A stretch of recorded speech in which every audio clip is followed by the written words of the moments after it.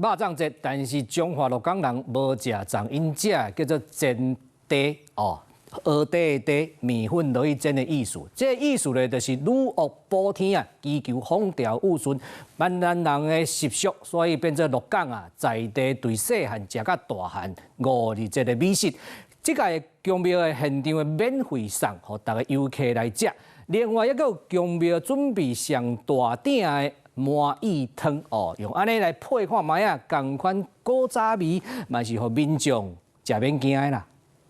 來這裡現場吃最好吃。志剛徛一排，準備好煎鼎、加素爐，甲調味好的米粉糕倒落去油鼎，甲兩邊煎好赤赤，刷入芳上肚。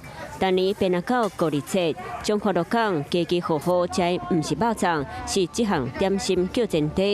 今年當地真濟宮廟，親像鹿港天佑宮，攏有傳這免錢的煎茶予遊客吃。煎茶主要的食材就是米粉、薯米粉。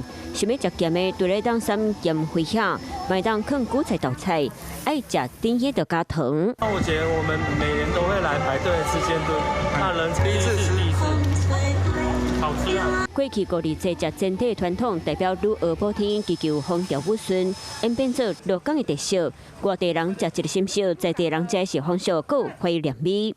另外，台中魚市場甲當地的宮廟合作，5日連假頭一天，佇咧萬和宮的店的免費發送台中熱天接貨點心，予大家透心涼。主辦單位準備330斤的黃麻油仔甲柚餡，志剛提早試食法，甲可惜的水爛掉，刷咧用大鼎加番薯、布拉魚等等經典的配料，麻薏湯着煮好食咯。吃肉粽會麻薏，因為端午節吃的會比較油膩嘛。那麻薏是很清爽的東西，所以就蔚為一個風潮。8點我都來啊，口感安尼，有摻番薯、魚脯啊，袂歹。廟埕人山人海，鬧熱滾滾，民眾排隊排到大粒乾、細粒乾，就是想要食到熱天限定版的好滋味。